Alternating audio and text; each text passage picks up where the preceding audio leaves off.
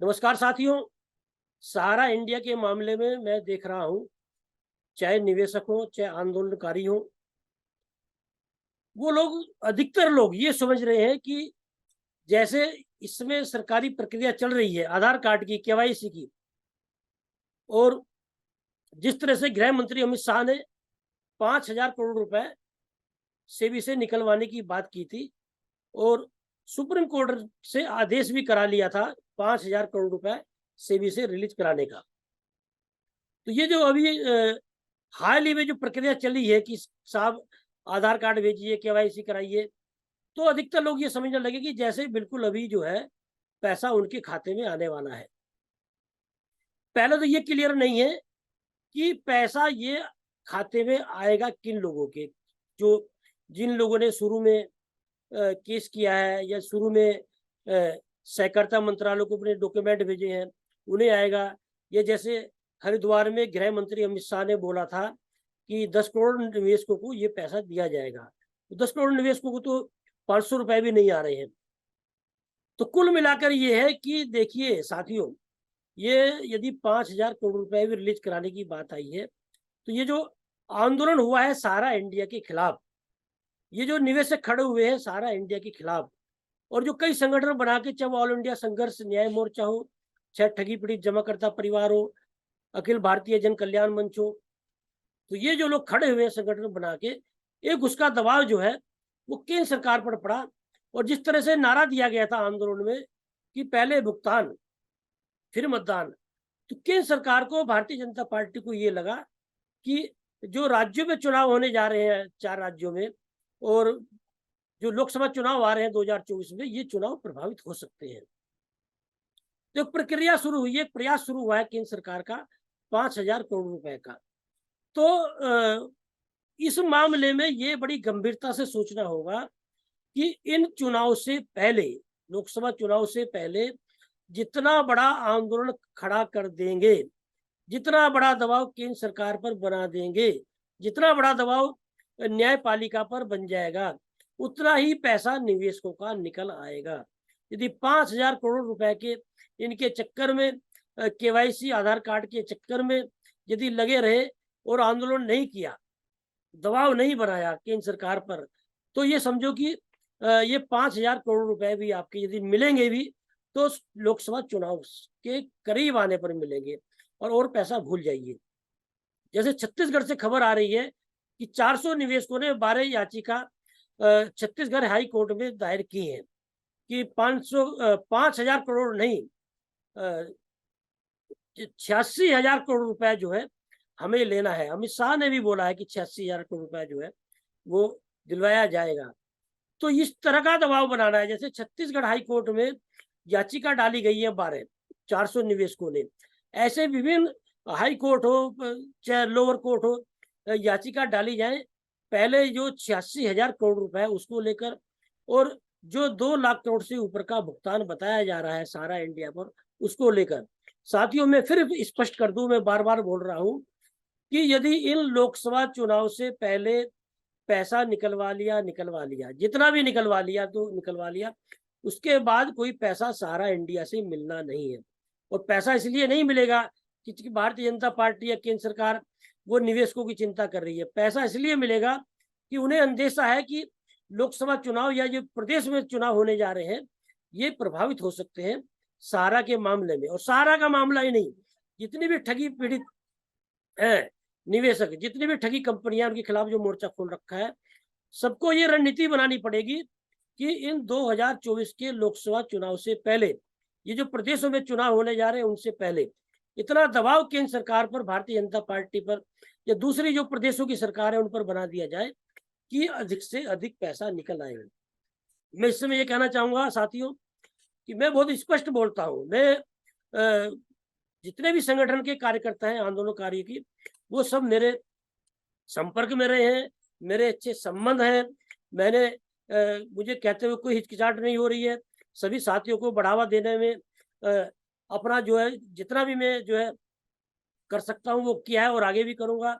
तो मैं बिल्कुल निष्पक्ष होकर बोल दूं कि जो हमारे साथी ऑल इंडिया जन आंदोलन संघर्ष न्याय मोर्चा पर पैसों को लेकर, चंदे को लेकर जो आरोप लगा रहे हैं, वो साथी जो है आंदोलन के मामले में कहीं ना कहीं कमजोर हुए हैं। आंदोलन के मामले में कहीं ना कहीं शिथिलता उनमें आई है। आरोप प्रत्यारोप अपनी जगह है, लेकिन ऑल इंडिया संघर्ष न्याय मोर्चा जो है वो लगातार सारा इंडिया के खिलाफ संघर्ष कर रहा है। इसे हमें नहीं भूलना चाहिए। पैसे का लेन देन, पारदर्शिता ये संगठन में होनी चाहिए और पैसे का जो हिसाब है वो मांगा भी जाना चाहिए। लेकिन जहां संघर्ष की बात है, यदि संघर्ष कम कर देंगे, शिथिलता ले आएंगे आंदोलन में, तो सारा इंडिया का दबाव बन जाएगा। और आप याद कीजिए, यही सारा इंडिया कितना बड़ा दबाव था आंदोलन का, और वो धीरे धीरे आंदोलन कमजोर हो रहा है। और मेरे पास जो जानकारी है, आंदोलन से ही ऐसे कितने जो है निवेशक हैं, एजेंट हैं, जो सारा प्रबंधन से भी मिले हुए हैं। वो कभी भी आंदोलन से गद्दारी कर सकते हैं। तो जितने भी आंदोलन के हमारे साथी हैं, उनको जेल भिजवाने के लिए भी गद्दारी कर सकते हैं, उनको विभिन्न मामलों में फंसवाने के लिए भी गद्दारी कर सकते हैं। वो लोग जो है आंदोलन को कमजोर करने के लिए भी गद्दारी कर सकते हैं। तो ये समझना होगा, आरोप प्रत्यारोप अपनी जगह है, लेकिन जितने भी संगठन के हमारे नेता है, कार्यकर्ता है, चाहे वो मदन लाल आजाद हो, अभयदेव शुक्ल हो, नीरज शर्मा हो, या अनिल सिंह एडवोकेट हो, या अमन श्रीवास्तव हो, या दूसरे भी जो या इंद्रवर्धन राठौड़ हो, जितने भी हमारे साथी हैं, मतभेद अपनी जगह है, मनभेद मत कीजिए और मिलजुल के, मैं कहता हूं कि एक बैनर तले नहीं आ सकते हो, अपने बैनर तले लड़िए, लेकिन एक दूसरे की कमजोरी सारा इंडिया प्रबंधन को मत दीजिए, सरकार को मत दीजिए, जो गद्दार जो निवेशक आप लोगों के बीच में उन्हें मत दीजिए। अपनी एक दूसरे की तारीफ नहीं कर सकते तो एक दूसरे की आलोचना मत कीजिए। संगठन में बैठे हुए लोग हिसाब किताब लेते रहेंगे। मैं फिर ये कहना चाहूंगा कि साथियों, ये लड़ाई मजबूती के साथ लड़नी पड़ेगी, एकता के साथ लड़नी पड़ेगी। और आप याद कीजिए कि बिग्गी बिल्ली बन गया था सारा प्रबंधन, और आज फिर बोल निकलने लगे हैं आंदोलन के खिलाफ। क्यों निकलने लगे? क्योंकि आपके ही बीच के ऐसे कितने साथी हैं जो प्रबंधन से मिले हुए हैं, कमजोरियां दे रहे हैं आपकी, और आप खुद ही कमजोरी दे रहे हैं। सोशल मीडिया पे लगातार आरोप प्रत्यारोप के अलावा कुछ चल नहीं रहा है।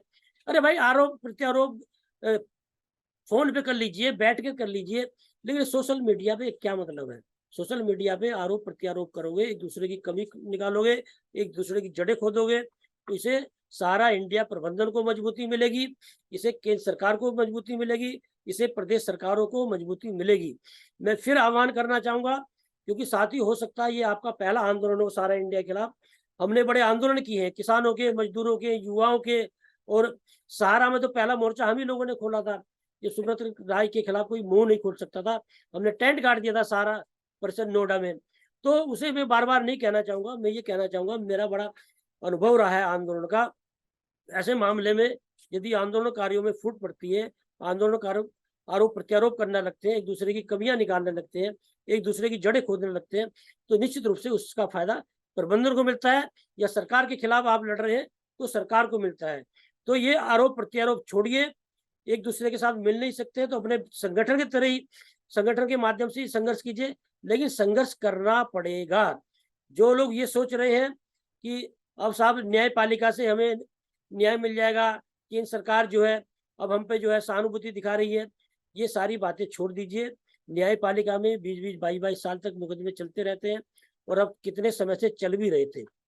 आज की तारीख में केंद्र सरकार का देश के सारे तंत्रों पर एक तरह से कब्जा है। केंद्र सरकार जो चाहेगी वह देश में होगा, ये बिल्कुल स्पष्ट हो चुका है और देखने को भी मिल रहा है। न्यायपालिका में भी यदि आप सुप्रीम कोर्ट के मुख्य न्यायाधीश डीवाई चंद्रचूड़ को छोड़ दें, तो ऐसा देखने को लगता है कि जैसे पूरी न्यायपालिका पर दबाव बना रखा है केंद्र सरकार ने। और अभी पिछले दिनों जैसे कानून मंत्री और उपराष्ट्रपति ने मोर्चा खोला सुप्रीम कोर्ट के खिलाफ, न्यायपालिका के खिलाफ, तो आप लोगों ने देखा ही कि निश्चित रूप से मैं पूरी न्यायपालिका पे उंगली नहीं उठाना चाहूंगा। ऐसे बहुत जज हैं, ऐसे बहुत वकील हैं, ऐसे बहुत काफी न्यायपालिका में जो है और लोग हैं कि जिनकी ईमानदारी पर उंगली नहीं उठाई जा सकती है। लेकिन आज की तारीख में आम आदमी को, गरीब आदमी को न्याय मिलता हुआ नहीं दिखाई दे रहा है, तो उंगली तो उठेगी। और जहां तक सारे इंडिया का मामला है, उसमें भी सुप्रीम कोर्ट के हस्तक्षेप के बाद में भी एक पैसे की संपत्ति सारा इंडिया की नहीं बिकी है। सुप्रीम कोर्ट के हस्तक्षेप के बाद में भी एक पैसा सहारा इंडिया के निवेशकों को नहीं मिला है। लंबे समय से केस चलने के बावजूद भी सहारा इंडिया के निवेशकों को कोई राहत नहीं मिली है। तो ऐसे में उंगली उठना जायज है। और जहां तक अमित शाह की बात है, आप जहां तक प्रधानमंत्री नरेंद्र मोदी की बात है, तो निश्चित रूप से पैसा तो इन लोगों को देना पड़ेगा, लेकिन आप लोग जितना दबाव बनाएंगे उतना पैसा निकल पाएगा, समझे। और इसमें कहीं से दो राय नहीं है कि जैसे मदन लाल आजाद जो है जगह जगह घूम रहे हैं, संघर्ष कर रहे हैं, ऐसे ही ऑल इंडिया जन आंदोलन संघर्ष न्याय मोर्चा भी जगह जगह लड़ाई लड़ रहा है, इसमें कहीं से दो राय नहीं है। और जो जितने हमारे दूसरे साथी हैं विभिन्न संगठनों में, उन्हें फिर से मोर्चा खोलना चाहिए। आप याद कीजिए पिछले दिनों क्या माहौल बना था सहारा इंडिया के प्रबंधन के खिलाफ, निवेशकों के भुगतान को लेकर दबाव बनाइए। इन दस्तावेज से भी तभी दबाव बनेगा, न्यायपालिका से पैसा तभी मिलेगा, इस सरकार से पैसा तभी मिलेगा जब आंदोलन का दबाव होगा। और ये समझ लीजिए, ये भी जो थोड़ा बहुत पैसा मिलने की उम्मीद जगी है, ये आंदोलन का दबाव है, इसे मत भूलिए। और जितने भी हमारे साथी हैं, फिर मैं उनसे आह्वान करना चाहूंगा, साथियों लड़ाई बड़ी नाजुक मोड़ पर है, ज्यादा समय नहीं रहा है लोकसभा चुनाव का, प्रदेश जो चुनाव होने जा रहे हैं इस समय प्रदेश में विधानसभा के, जितना दबाव बना लेंगे उतना पैसा मिल जाएगा। तो मैं अपने सभी साथियों से फिर उम्मीद करूंगा कि एक दूसरे के आरोप प्रत्यारोप में ना पड़कर, एक दूसरे की जड़ें ना खोदकर, एक दूसरे की कमियां ना निकालकर अपने अपने स्तर से मजबूती कीजिए। और जितना मोर्चा आप खोल देंगे केंद्र सरकार के खिलाफ में, जितना मोर्चा खोल देंगे सहारा प्रबंधन के खिलाफ में, उतना ही पैसा मिलेगा। जैसे सहारा इंडिया में भी एक प्रक्रिया चली है, मैं रोज खबरें देख रहा हूँ साहब, जो है सहारा से बड़ी खुशखबरी, पैसा दिलवा रहे हैं सहारा श्री सुब्रत राय, और ये कर रहे हैं, वो कर रहे हैं, फला कर रहे हैं। अरे भाई पैसा दिलवाना होता अब तक दिलवा चुके होते। सहारा से उम्मीद भूल जाइए, जितना सरकार चाहेगी उतना पैसा आप लोगों को मिलेगा। और सरकार पैसा तब दिलवाएगी जब आप दबाव बनाएंगे, लोकसभा चुनाव में कहीं साहब प्रभावित ना हो जाए, विधानसभा चुनाव ना प्रभावित हो जाए, तो फिर से दबाव बनाइए साथियों। और मैं उम्मीद करूंगा सारे भेदभाव भुलाकर, आरोप प्रत्यारोप में न पड़कर फिर से आंदोलन मजबूत होगा, और फिर से देश भर में जो है वो भुगतान को लेकर झंडा बुलंद होगा।